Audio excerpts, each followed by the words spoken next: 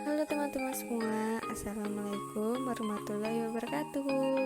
Perkenalkan, nama saya Lisa Iharodiah, NIM 2017 0311037. Di sini saya akan membahas tentang kependudukan dan ketenagakerjaan. Langsung saja ya, kita ke slide selanjutnya.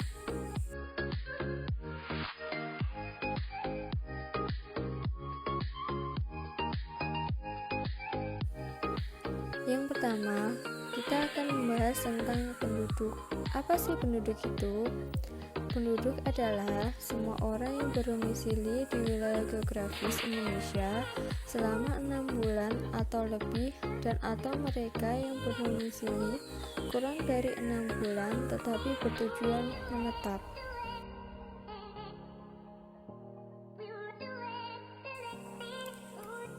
Yang selanjutnya, kita akan membahas faktor yang mengakibatkan pertumbuhan penduduk. Menurut BPS, terdiri dari 3 komponen, yaitu yang pertama kelahiran atau fertilitas. Kelahiran atau fertilitas sebagai istilah demografi diartikan sebagai hasil reproduksi yang nyata dari seorang wanita atau sekelompok wanita yang menyangkut banyaknya bayi yang lahir hidup. Yang kedua adalah kematian atau mortalitas. Kematian atau mortalitas merupakan salah satu di antara 3 komponen demografi yang dapat mempengaruhi perubahan penduduk.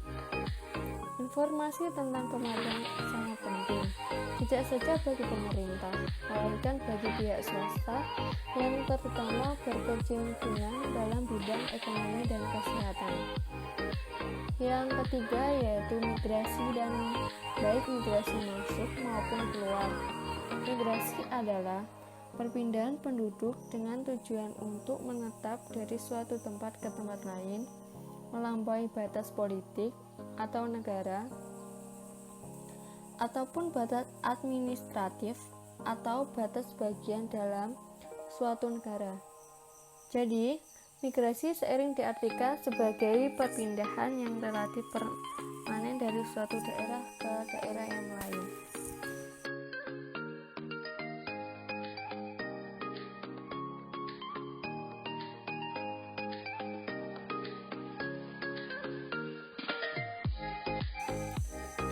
Faktor-faktor yang mempengaruhi. Beberapa faktor yang mendorong terjadinya kependudukan baik secara kualitatif maupun kuantitatif antara lain: yang pertama, kemajuan iptek; yang kedua, dorongan manusia yang selalu memperoleh kondisi yang lebih baik dari sebelumnya di dalam kehidupannya, baik material maupun intelektual; yang ketiga, keterbatasan kemampuan dukungan alam dan SDA.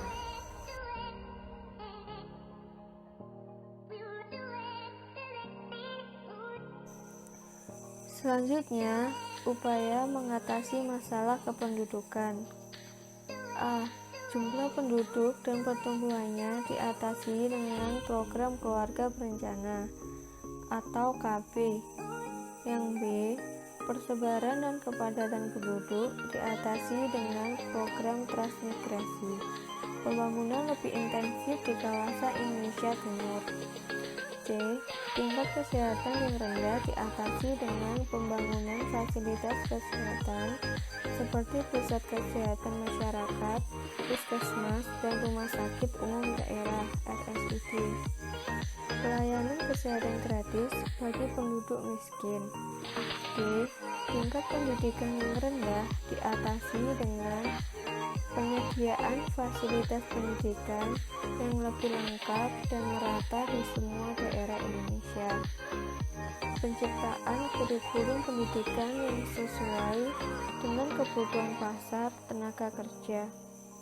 Peningkatan kualitas tenaga pengajar atau guru dan dosen di lembaga pendidikan milik pemerintah. Penyediaan program pelatihan bagi para pengajar dan pencari kerja. Mempelopori riset dan penemuan baru dalam bidang iptek di lembaga-lembaga pemerintah.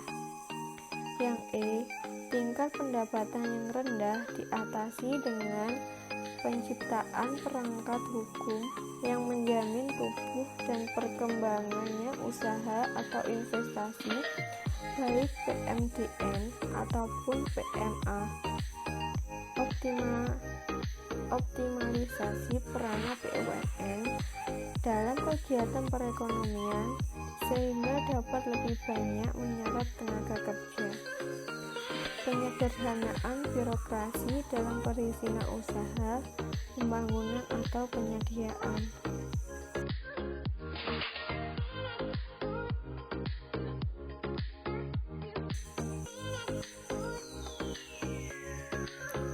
Angkatan kerja. Yang pertama, penduduk yang bekerja menurut kelompok umur. Yang kedua, penduduk yang bekerja menurut pendidikan.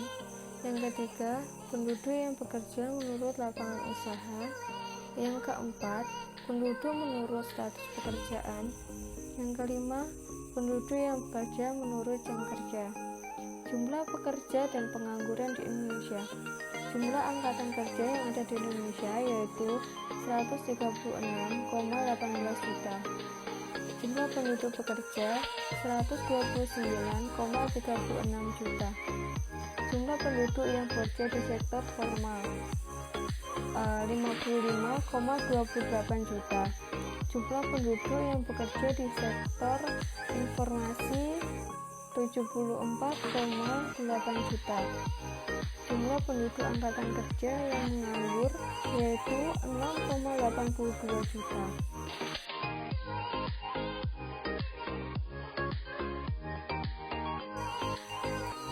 Selanjutnya, saya akan membahas ketenaga kerjaan, di mana menurut Undang-Undang Nomor 13 Tahun 2003 Bab 1 Pasal 1 Ayat 2 disebutkan bahwa tenaga kerja adalah setiap orang yang mampu melakukan pekerjaan guna menghasilkan barang dan atau jasa, baik untuk memenuhi kebutuhan sendiri maupun untuk masyarakat.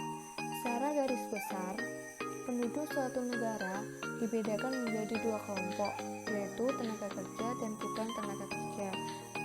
Penduduk tergolong tenaga kerja jika penduduk telah memasuki usia kerja. Batas usia kerja yang berlaku di Indonesia adalah berumur 15 tahun sampai 64 tahun. Menurut pengertian ini, setiap orang yang mampu bekerja disebut sebagai tenaga kerja. Ada banyak pendapat mengenai usia dari para tenaga kerja ini. Ada yang menyebutkan di atas 17 tahun, ada pula yang menyebutkan di atas 20 tahun. Bahkan ada yang menyebutkan di atas 7 tahun karena anak-anak jalanan sudah termasuk tenaga kerja. Ketenaga kerjaan merupakan aspek yang sangat mendasar dalam kehidupan manusia karena menyangkut dimensi ekonomi sosial. Oleh karenanya, setiap orang pembangunan selalu diarahkan pada perluasan kesempatan kerja dan lapangan usaha dengan harapan penduduk dapat memperoleh manfaat langsung dari pembangunan itu.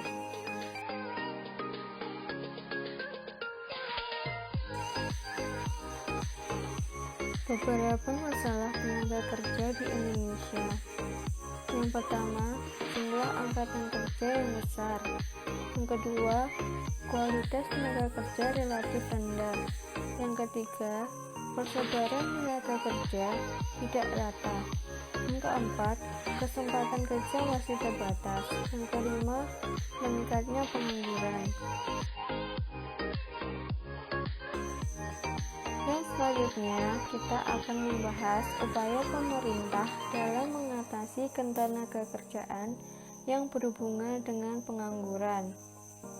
Nah, yang pertama, menyusun dan memonitor pelaksanaan peraturan-peraturan ketenaga kerjaan. Yang kedua, meningkatkan kualitas dan produktivitas tenaga kerja. Yang ketiga, memperluas dan mengembangkan kesempatan kerja di dalam negeri. Yang keempat, memperluas dan mengembangkan kesempatan kerja di luar negeri. Yang kelima, perlindungan tenaga kerja. Yang keenam, membina hubungan industrial dalam negeri dan internasional. Yang ketujuh, memonitor pelaksanaan ketenagakerjaan. Yang kedelapan, menyusun dan melaksanakan program-program yang sekiranya mendukung tercapainya sistem ketenagakerjaan yang ideal.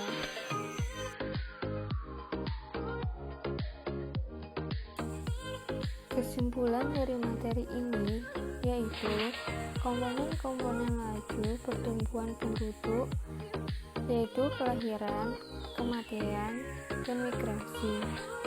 Ketiga komponen inilah yang menentukan besarnya jumlah penduduk dan struktur umur penduduk di masa yang akan datang. Di Indonesia juga kependudukan masih terbilang tinggi setiap tahunnya. Akan tetapi, tingkat kelahiran berdasar ukuran TFR, kematian turun dikarenakan pemerintah sudah melakukan upaya untuk mengatasi kelahiran, yaitu dengan program keluarga berencana, menetapkan undang-undang perkawinan yang di dalamnya mengatur serta menetapkan tentang batas usia nikah, membatasi pemberian tunjangan anak bagi PNS atau ABRI hanya sampai anak kedua. Kematian turun karena kesenjangan sosial, ekonomi, dan kesehatan.